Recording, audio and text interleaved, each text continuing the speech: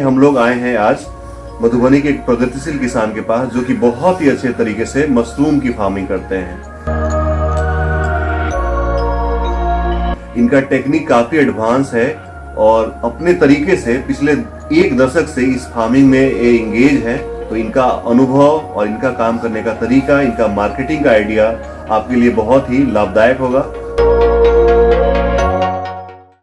दोस्तों नमस्कार, अभी हम लोग हैं मधुबनी में और जैसा आप सबको मालूम है back to farming agriculture tour of Bihar का दौर जारी है और हम लोग बहुत सारे इनोवेटिव किसानों के यहाँ जा रहे हैं, उनकी स्टोरी आप तक पहुँचाने की कोशिश कर रहे हैं। इसी क्रम में हम लोग आए हैं आज मधुबनी के एक प्रगतिशील किसान के पास जो कि बहुत ही अच्छे तरीके से मशरूम की फार्मिंग करते हैं।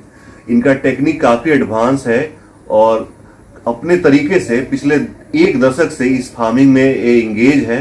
तो इनका अनुभव और इनका काम करने का तरीका, इनका मार्केटिंग का आइडिया आपके लिए बहुत ही लाभदायक होगा। तो पूरा आइए, सबसे पहले आइए जानते हैं, क्या आपका परिचय बताइए। मेरा नाम सुखराम प्रसाद चौरसिया है। ओके। और ये गांव रांटे बरेटोल कहलाता है और राजमेर प्रखंड के अंतर्गत आता है। ओके।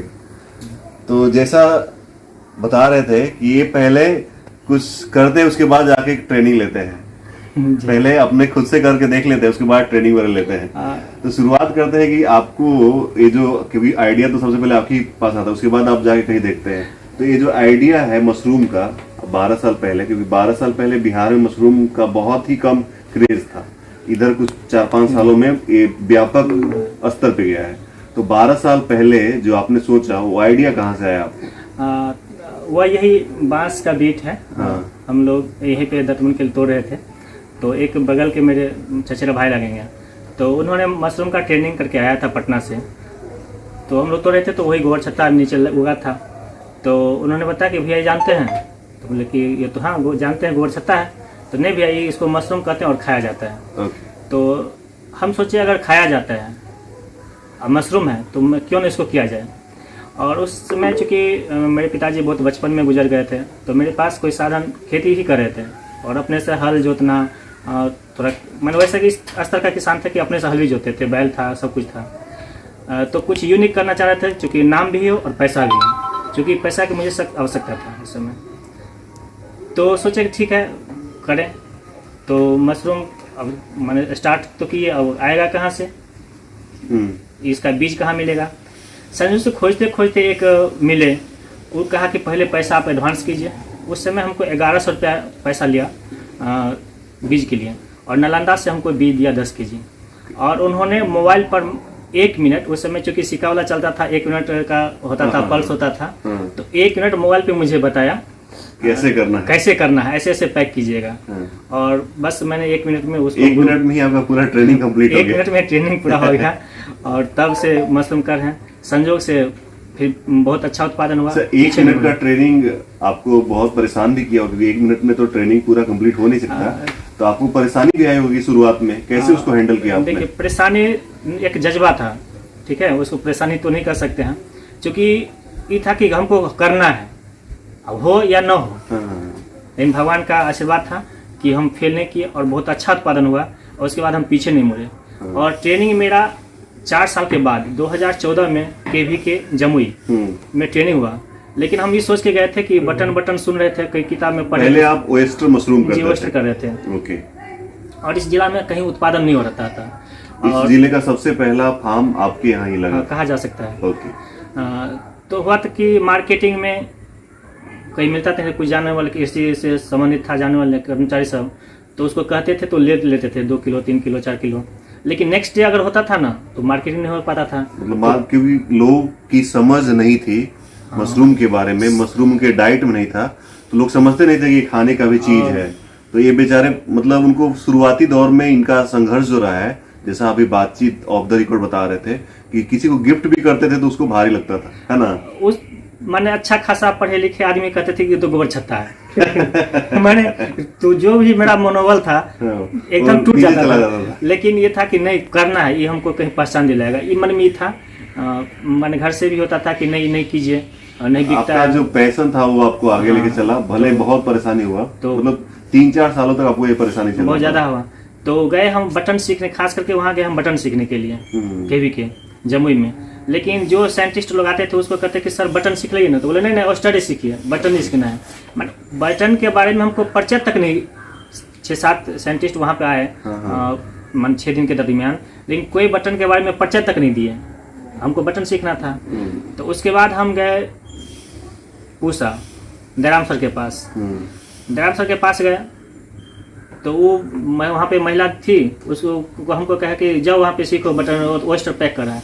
हम उस बोले कि सर ये तो हम करते हैं, ऑयस्टर को आता है, हमको बटन सीखना है, जो पैसा लगेगा हम पैसा देंगे। अच्छा, लेकिन हम जो ट्रेनिंग हमको लेना है 6 दिन 7 दिन का जो भी ट्रेनिंग वाला लेना, लेकिन सर एजिड थे उस समय कि नहीं जो उसी से जाके सीखो। ऑयस्टर पैक कर रही थी, हम मन मूर्छित होकर चले आए। संजोग से उस समय DHO थे अजीत कुमार यादव, उन सर को कहें तो सर ठीक है तुम नेक्स्ट डे फिर जाओ। सर को कॉल किया, दयाराम सर को कॉल किया, तो फिर अगले दिन ठंडी का मौसम था, फिर भी 8:30 बजे हम वहाँ पूसा में मोटरसाइकिल से पहुँच गए थे। बहुत कुहासा था, हाथ काँप रहा था, लेकिन जब ये सर देखे ना तो लगे मधुबनी से आए, हम हाँ सर, तो तुरंत चाय उपलाए।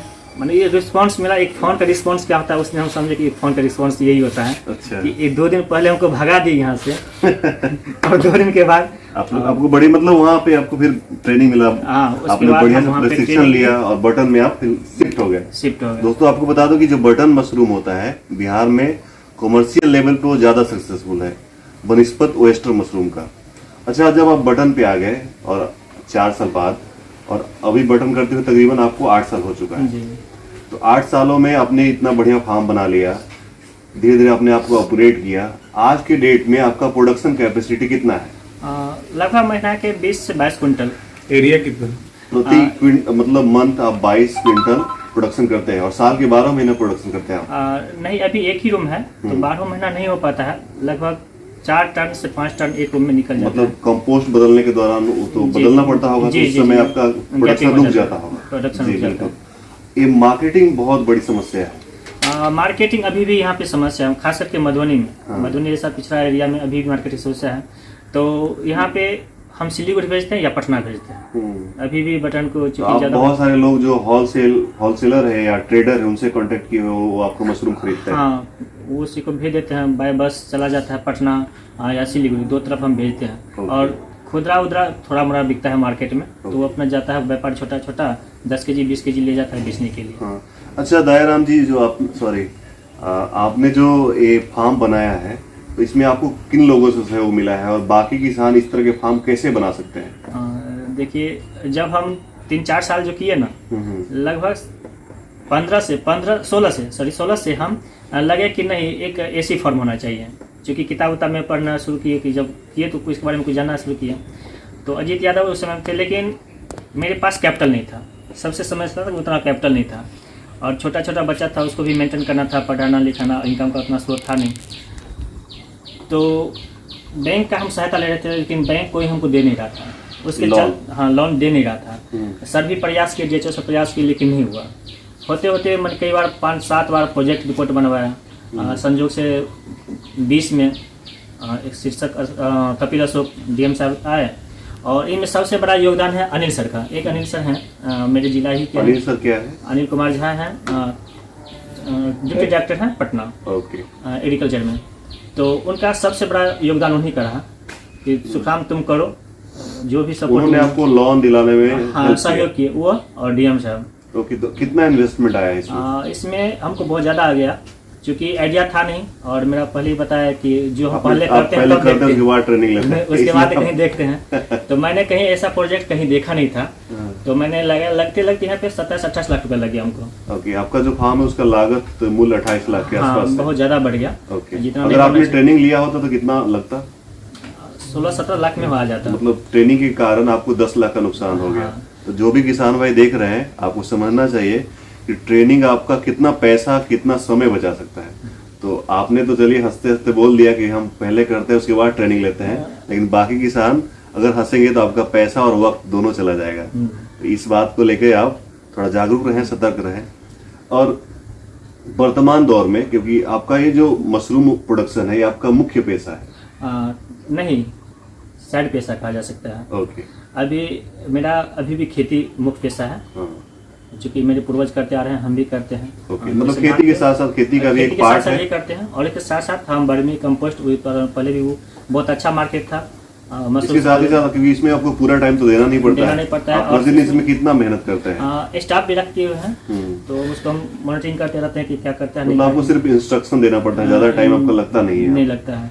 ओके, बात करें, क्योंकि आज के दौर में लोग मुनाफे की बात करते हैं, तो इस फार्म से जिसमें आपने 28 लाख रुपया लगाया, 12 साल का समय दिया, तो आज के दौर में आप इससे कितना इनकम जनरेट कर लेते हैं? बहुत ज्यादा तो नहीं कह सकता, लेकिन परिवार इसी से चलता है। ओके, कुछ नंबर्स बता सकते हैं? 6-7 लाख का तो आ ही जाता है एनुअली। तो एक ये जो प्लांट है, इसका एरिया कितना है? एरिया 40/16 है। 40/16 जी, यानी हाइट 14 है। ओके, तो एक मतलब छोटे स्तर का ही फार्म है। और अगर जैसा आप इनसे आपने सुना, सुखराम जी से, स्क्वायर फीट कि इतने एरिया में आप 15 से 20 लाख रुपए लगा के सालाना 6 से 7 लाख आसानी से अर्न कर सकते हैं। आपको ट्रेनिंग लेनी चाहिए, आपको अच्छे साइंटिस्ट के कांटेक्ट में आना चाहिए, और जो भी सीड्स वगैरह परचेज करना चाहिए, आई थिंक जो गवर्नमेंट ऑर्गेनाइजेशन उससे परचेज करना चाहिए। नहीं, हाँ, इसमें हम थोड़ा काटेंगे। हाँ। गवर्नमेंट ऑथराइज है, वहाँ से सीड कभी नहीं ले। अच्छा, क्योंकि वहाँ पे होता है क्या समस्या, जो ट्रेनिंग वाले बहुत ज्यादा जाते हैं, ठीक है, अच्छा। और उन्हीं के द्वारा बीज तैयार किया जाता है, वहाँ पे स्पॉन तैयार किया जाता है, तो वह स्पॉन में ट्रबल आता है। मतलब सीड का क्वालिटी जो होता है बहुत ज्यादा बढ़िया नहीं होता है। बहुत बढ़िया नहीं होता है। अच्छा, तो विश्वसनीय स्थान तो जो कोई ट्रेनिंग, कोई ऐसा सीड प्रोडक्शन यूनिट नहीं है जहाँ पे साइंटिस्ट सीड तैयार करते हो? हाँ है। कहाँ पे? बहुत है। हम दिल्ली से मंगाते हैं इसे। अच्छा, हाँ, तो डॉक्टर दिल्ली में साहब से- साइंटिस्ट तैयार करते हैं? हाँ, साइंटिस्ट तैयार करते हैं। और DMR सोलन है, पूसा है। यहाँ क्या होता है कि ट्रेनिंग होता है बराबर, तो बच्चों के द्वारा जो होता है ना, उसी से तैयार करवा लिया जाता है, ओके, तो ग्रीन मोड आने का ज्यादा चांस रहता है। ओके। आपको बता दो कि जो जिन्होंने सुखराम जी ने जिक्र किया, डॉक्टर दयाराम एक वैज्ञानिक है और बिहार में मशरूम की खेती को बढ़ावा देने में बहुत बढ़िया काम कर रहे हैं। आप क्या कहेंगे, पिछले 6-7 सालों में मशरूम को लेकर एक क्रांति आई है बिहार में। हर पंचायत स्तर पे कुछ महिलाएं, कुछ बेरोजगार लड़के इसको कर रहे हैं, और उससे उनका घर परिवार चल रहा है। तो बाकी जो किसान इसकी खेती में आना चाहते हैं, वो कैसे आ सकते हैं, और क्या उनका आना फायदेमंद रहेगा?